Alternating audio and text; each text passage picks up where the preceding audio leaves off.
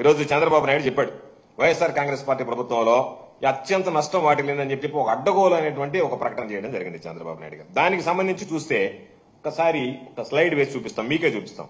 2018-19కి సంబంధించి per capita తలసరి ఆదాయం విషయంలో ఇది మేము ఇచ్చినటువంటిది కాదు, ministry of statistics and programme implementation and government of India ఇచ్చినటువంటిది. దానిలో చూస్తే జీడిపి దానికి సంబంధించినటువంటి పర్ క్యాపిటా తలసరి ఆదాయంలో ఆంధ్ర రాష్ట్రం 2018-19లో 18వ స్థానంలో ఉంది. 2022-23 స్థానానికి వచ్చినప్పటికీ అది 15వ స్థానానికి ఎగబ్రాకింది. ఇప్పుడు చెప్పాల్సింది, ఈయన అప్పటికన్నా ఇప్పుడు బాగుంది అంటే నీకు తలసరి ఆదాయము నువ్వు ఉన్నప్పుడు కన్నా, నువ్వు దిగిపోయేటప్పటికి ఉన్నప్పుడు కన్నా 18వ స్థానం నుంచి ఈరోజు 15వ స్థానానికి పెరిగింది అంటే 2022-23కి ఇది ప్రగతి సాధించినట్లా కాదా? నువ్వు ఏం చెప్పదలుచుకున్నావు? మా హయాంలో బ్రహ్మాండంగా జరిగింది, వ్యవస్థలన్నీ చెడిపోయి, నేనుంటే బ్రహ్మాండంగా చేశాను, ఈ 6 నెలలు నేను చక్కబెట్టాను, తీర్చిదిద్దాను, గాడిలో పెట్టాను, రకరకాలైనటువంటి మాటలు మాట్లాడుతున్నావు. వాస్తవాలు ఏమున్నాయి? ఇది మేము ఇచ్చినటువంటి సర్వేనో నువ్వు ఇచ్చినటువంటి సర్వేనో కాదు కదా. ఇది స్టాటిస్టిక్స్ ప్రోగ్రామ్ వాళ్ళు ఇచ్చినటువంటి implementation programme, ministry of statistics and programme implementation వాళ్ళు ఇచ్చినటువంటి ఫిగర్స్ ప్రకారమే. ఈరోజు చూస్తే గతంలో నీది ఏ విధంగా ఉన్నది, ఈ రోజు జగన్మోహన్ రెడ్డి గారు వచ్చిన తర్వాత దాన్ని చక్కదిద్ది ఎటువంటి గ్రోత్ సాధించగలిగామో పర్ క్యాపిటల్ అనేటువంటిది ప్రత్యక్షంగా అర్థమవుతుంది. అదేవిధంగా ఇంకొక స్లైడ్ 2018లో చూస్తే పారిశ్రామిక గ్రాస్ వాల్యూ యాడెడ్, పారిశ్రామికోత్పత్తుల నికర విలువకు సంబంధించి చూస్తే 2018-19లో తమ హయాంలో చాలా సందర్భాల్లో చెప్పావు నువ్వు ఏమని, నేనుంటే ఇండస్ట్రీస్ బ్రహ్మాండంగా అసలు ఎదురు లేనటువంటి సంపాదించారని చెప్పి తమరున్నప్పుడు 1,88,600 కోట్ల రూపాయలు ఉంటాయి. అంటే 11వ స్థానంలో నిలిస్తే జగన్మోహన్ రెడ్డి గారు వచ్చిన తర్వాత 3,19,869 కోట్ల రూపాయల గ్రాస్ వాల్యూ యాడెడ్ తో 9వ స్థానానికి ఎగబ్రాకాం. నువ్వు చెప్పినటువంటి 2 కూడా తప్పని చెప్పి రుజువు చేయడానికి ఇవే కారణం. ఇదేదో మామూలుగా చెప్పినటువంటివి కాదు, నీవు చెప్పినటువంటి దాని ప్రకారమే, ఈ రోజు నువ్వు చూపించినటువంటి ఆధారాల ప్రకారమే, నువ్వు చూపినటువంటి లెక్కల ప్రకారమే చూస్తే నీ హయాంలో పరిపాలన ఎంత అధ్వానంగా ఉన్నది. జగన్మోహన్ రెడ్డి గారు వచ్చిన తర్వాత వాటిని ఏ విధంగా గాడిన పెట్టాడు అనేటువంటి దానికి ఇటు పారిశ్రామిక గ్రాస్ వాల్యూ యాడెడ్ లో గానీ, అదేవిధంగా పర్ క్యాపిటాకి సంబంధించి గానీ జగన్మోహన్ రెడ్డి గారి స్థానంలో నువ్వు ఉన్నటువంటి దానికన్నా కోవిడ్ ఇబ్బందికరమైనటువంటి పరిస్థితుల్లో కూడా ఆదాయ వనరులను పెంచి రాష్ట్రానికి సంబంధించినటువంటి జిఎస్డిపి మనం సాధించగలిగాం వృద్ధి రేటు అనేది చెప్పడానికి ఇవి 2 కీలకమైనటువంటి అంశాలు.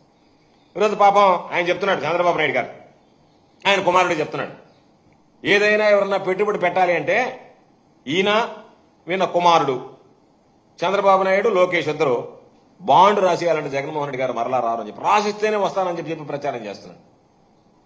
అంటే మీరు బాండ్ రాసి ఇచ్చేస్తే వాళ్ళు వచ్చేస్తారంటే అంత దుర్మార్గంగా పరిపాలన జరిగిందని చెప్పి మీరు బ్రహ్మాండంగా చేసుంటే, మీరు 11వ స్థానంలో దేశాన్ని వదిలిపెట్టిపోతే దేశంలో ఈ రాష్ట్రాన్ని జగన్మోహన్ రెడ్డి గారు తీసుకున్న నిర్ణయాల పనుల వల్ల అది 9వ స్థానానికి ఎగపరాకింది అని చెప్పినటువంటిది గుర్తు చేసుకుంటే సిగ్గుతో తలదించుకోవాల్సినటువంటి పరిస్థితి ఏర్పడుతుంది. ఇటువంటి అనవసరపు అనర్థపు మాటలు మాట్లాడడానికి మీకు నోరు రాకుండా ఉండేటువంటి పరిస్థితి ఏర్పడుతుంది. వాటిని వదిలిపెట్టి ఈరోజు లేనిది ఉన్నట్టుగా ఈరోజు మరలా చెప్తున్నాం, ప్రతి సెక్టార్లో ఈరోజు దీనికి సంబంధించినటువంటి గ్రాస్ వాల్యూ యాడెడ్ విషయంలో దేశానికి సంబంధించినటువంటి వృద్ధి రేటుతో పోలిస్తే రాష్ట్రం వృద్ధి రేటు గణనీయంగా పెరిగింది. కాబట్టి మనం ఎంత నిర్మాణాత్మకంగా ఉన్నాం, ఎవరు విధ్వంసకారులుగా ఉన్నారనేటువంటిది కూడా ఈరోజు స్పష్టంగా అర్థమవుతుంది. ఒక్కసారి చూస్తే 2019-24 సంబంధించినటువంటి దాంట్లో ఆంధ్రప్రదేశ్ రాష్ట్రానికి సంబంధించినటువంటి కాంపౌండ్ యాన్యువల్ గ్రోత్ రేట్ ఒక్కసారి చూస్తే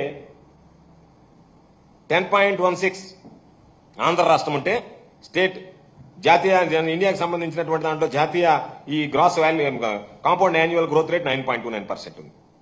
అదేవిధంగా సెకండరీ సెక్టార్కి వస్తే 11.14% ఉంటే ఆ ఇయర్ లో ఈ సెకండరీ సెక్టార్ లో ఆ మధ్య 8.17% ఉంది compound annual growth rate India wise. Territory sector లో 10.43% ఉంటే ఇండియా వైడ్ 9.85% ఉంది. గ్రాస్ డొమెస్టిక్ ప్రోడక్ట్ 10.23% ఉంటే ఇండియా వైడ్ 9.34% ఉంది. అంటే మన కంట్రిబ్యూషన్ ఈ రోజు మనం తీసుకున్నటువంటి నిర్ణయం, మనం తీసుకున్నటువంటి కంట్రిబ్యూషన్ 2014-19 మధ్య మన దేశ స్థూల జాతీయ ఉత్పత్తికి సంబంధించి జీడీపీలో రాష్ట్రం వాటా 4.45% అయితే వైఎస్ఆర్సీపీ ప్రభుత్వంలో జీడీపీలో రాష్ట్ర వాటా 4.82%. కాబట్టి మీ హయాంలో ఏమి జరిగింది, ఈ ప్రభుత్వంలో ఏమి జరిగింది అని చెప్పి ఏదో లేనిపోయినటువంటి సృష్టి కదా ఇది రికార్డ్. మీ దగ్గర ఈ రోజు ప్రభుత్వంలో నీ దగ్గర ఉన్నటువంటి రికార్డు నువ్వు దాచిపెట్టినా దాచిపెట్టలేనటువంటిది, ఖచ్చితంగా చెప్పి తీరాల్సినటువంటిది. కాబట్టి కోవిడ్ హయాంలో ఎన్ని ఇబ్బందులు ఉన్నా సరే వాటన్నిటిని అధిగమించి ఈ రాష్ట్రం ఈ రోజు ఎవరి హయాంలో విధ్వంసం జరిగింది, ఎవరి హయాంలో అభివృద్ధి జరిగింది అనేటువంటిది ప్రత్యేకంగా చెప్పాల్సినటువంటి పని లేదు. కాబట్టి ఒక్కసారి చూస్తే చెప్పేటువంటి మాటల్లో కనీసం వాటికి పొంతన ఉండాలి.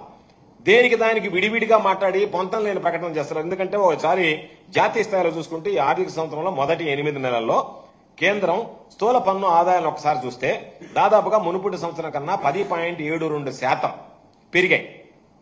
పెరిగింది కాబట్టి దాదాపుగా వాళ్ళ జీడీపీ 9.74% పెరిగింది. ఇది సమర్థనీయం. ఎందుకంటే వాళ్ళకి సంబంధించినటువంటి స్థూలంగా రావాల్సినటువంటి పన్ను ఆదాయాలు పోయిన సంవత్సరం కన్నా ఈ సంవత్సరం 10.72% పెరిగాయి కాబట్టి వాళ్ళకి సంబంధించినటువంటి జీడీపీలో 9.74% పెరిగిందంటే ఇట్స్ యాక్సెప్టబుల్.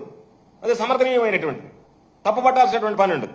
అటువంటిది మీరు ఈ 6 నెలల్లో దాదాపుగా 1.15% తగ్గితే, పన్ను ఆదాయాలు తగ్గితే జీడీపీ వృద్ధి దేశం కన్నా మెరుగ్గా ఉందని చెప్పాడు చంద్రబాబు నాయుడు గారు. ఆశ్చర్యం వేసింది ఆయన స్టేట్మెంట్స్. ఆయన తెలిసి మాట్లాడా, మర్చిపోయి మాట్లాడా, ఒకటి మాట్లాడుతున్నాడా కూడా తెలియనటువంటి పరిస్థితి. కాబట్టి ఈరోజు ఒక్కసారి చూస్తే ఈ 5 ఏళ్ల వైఎస్ఆర్సీపీ ప్రభుత్వం ఉన్నప్పుడు పన్ను ఆదాయాలు కాంపౌండ్ యాన్యువల్ గ్రోత్ రేట్ చూస్తే 9.96%.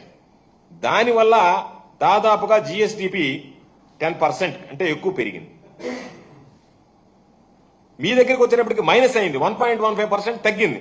తగ్గితే జీఎస్డీపీ అప్పటికన్నా ఇప్పుడు పెరిగింది అని చెప్పడానికి నువ్వు మరి తెలిసి చెప్తున్నావా, తెలియక చెప్తున్నావా, తెలియక చెప్తున్నావా, ఎవరైనా రాసిస్తే చెప్పలేక ఏదో నోటుకు వచ్చినటువంటివి చెప్పేసి వెళ్ళిపోయావా, తెలియనటువంటి పరిస్థితి.